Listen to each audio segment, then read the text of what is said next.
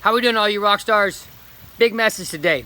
And it just kind of hit me. Man, I was not planning this. I don't launch the next workout until tomorrow. But it hit me. And I'm going to tell you why it hit me today and why I had to come at you, had to get this one on video and have it ready for tomorrow. When I launch it out to you with the next workout. I was sitting on the couch all day. Well, I was sitting in the dining room, the couch, the bedroom. I've been sitting out here, bouncing around, working on my laptop, non-freaking stop on one project, the same project for 10 plus hours. Not exaggerating. It's the last thing I wanted to be doing. I got myself motivated last night. I said, listen, Yancey, you got to get a good night's sleep and you got to crush it today. And long story short, a big part of the message is sometime in life, it's like keeping yourself fit. I love fitness, but not everybody loves fitness. And I'll be honest, there's days that I don't want to go work out, but I get it in. It's part of I've made it a part of my chemistry. And today, you really and truly, fitness or work or putting yourself in a situation where you can be promotable or have a successful business, whatever, you're gonna have to do things that aren't fun, and it's not what you want to be doing. You gotta buckle down, you gotta get it done. And that's what I did today. 10 freaking hours working on the project, and I just kept, you guys hear my pause button, flushing the grain. I wouldn't let myself get frustrated when I would just be doing research and putting this project together, and I'd get down a rabbit hole and I would just find a dead end, man. I wouldn't find my answers, and tons of research, but I just stayed with it. I stayed focused, flushed the green, didn't get frustrated, and I've got it to where it's at a manageable situation right now after devoting 10 hours a whole day on one project. I'm getting ready to go for a run and get some fitness in, and I'm excited about that. But I wanted to come at you because we have to do things like this in life if we want to be successful. Not that I'm some crazy successful guy, but things that my mom and dad instilled in me have helped me along the line get over some obstacles and some challenges and put myself in a good situation to have a little bit of success. And here's the deal. I will never be the smartest guy in the room. But let me tell you something. And these are messages that we can teach our kids. I'm not taking credit for this. These are things that my mom and dad instilled in me. And like I say, raising kids and helping youth, serving youth, that they don't have to be our kids, just serving youth in general. Serving ourselves, serving people, you could be 20s, 30s, 40s, and you can still benefit from these messages.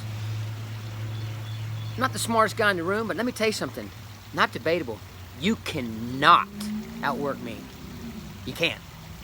You can match me, but I will not let you outwork me. Simple as that. Room of 1,000 people, and there's a task that's got to be done. I'm gonna outwork everybody in there, and if you want to try to stay with me, you can. And you might end up staying with me. It's like the 72-hour death race. I'm gonna give you my best, and I'm not dropping out unless I have an injury that's gonna prevent me from providing for my family. Just zone in and get it done. You can't outwork me.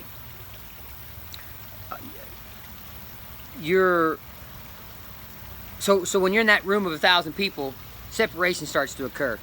You can't outwork me, and I'm also gonna find some type of leadership role. I may not end up being the highest leader in the room, but I'm gonna be leading something, managing something, helping things be a little more productive. I'm gonna be motivating people. That's the way it's supposed to be in my mind. That's who I'm supposed to be. And mom and dad get a lot of credit for that. And me leaning on a lot of mentors and accountability partners over the past 20, 30 years to keep my butt focused. Like I said, I get up every morning and I listen to a YouTube video. I lean on bad days I may be struggling, man, I lean on somebody to motivate me. I can't do it by myself. True story. I remember growing up, and little subtle messages, mom and dad, that I remember. And I remember them having me, I feared, I'm gonna be honest with you here, brutally honest, I feared the unemployment line. I remember hearing that and thinking like, oh my gosh, that has to be the worst thing on the planet. Now, don't get me wrong, I feel that we are very, very blessed that we have things like that in place. Unemployment line, welfare, government programs to help those in need. Thank the good Lord that not every country, but we have things in place, and people slip through the cracks, and I hate that. But as far as I'm concerned, mom and dad raising me, in my situation growing up, they put me in a situation where mentally I was fearful of those things. Meaning, I would do any work. There was no work that I was afraid of. I hauled hay, I chopped wood, I worked in meat packing. I washed dishes. I was a short order cook. I did so many jobs that people were like, some people these days say, well, a lot of people in this country wouldn't do them. I did them all. I roofed houses. We're talking all the things I just listed well before I ever graduated high school. I had done every bit of that. I had to have work. I had to have money. I had to be getting ahead, and just one step at a time. So I was fearful of those things.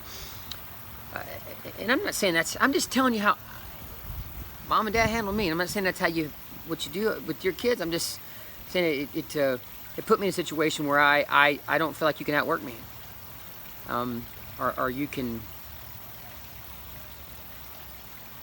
if you put me in charge of motivating people and instilling work ethic and leading by example, I'm gonna do my freaking absolute best to raise the roof, to light up the planet, light up the room that I'm in, light up the person I'm working with. That's just how I have to do it.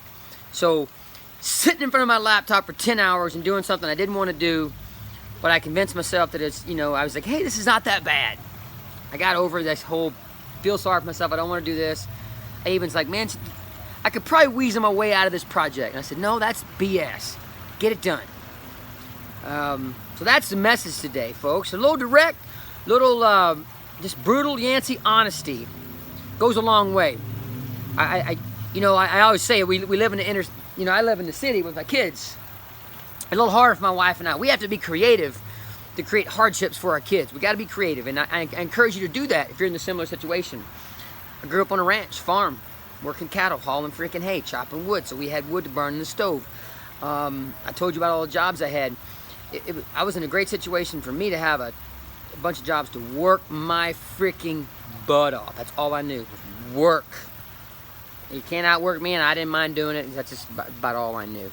We got to work a little harder to put situations like that, put our kids in those situations. So let's work hard, man. It can be very rewarding sometimes, and really and truly, I feel pretty blessed to have the opportunity to have a laptop to work on, to be able to afford a laptop to work on, to be able to be in a situation where somebody actually has a job to give me that they want me to do for them. So I'm freaking blessed. Not feeling bad for myself or sorry for myself that I had to work for 10 hours. I feel ridiculously blessed to be in a situation where I was able to do that. So much love, my friends. Reach out if you ever have any questions. I hope the message motivates you a little bit today. Maybe help motivate your kid. You can help motivate your kiddos. I know I'm gonna see my kids soon, and I'm gonna work hard to get them out of their comfort zone and make them do something a little challenging. So much love, all you rock stars. Light up the planet. Rock and roll.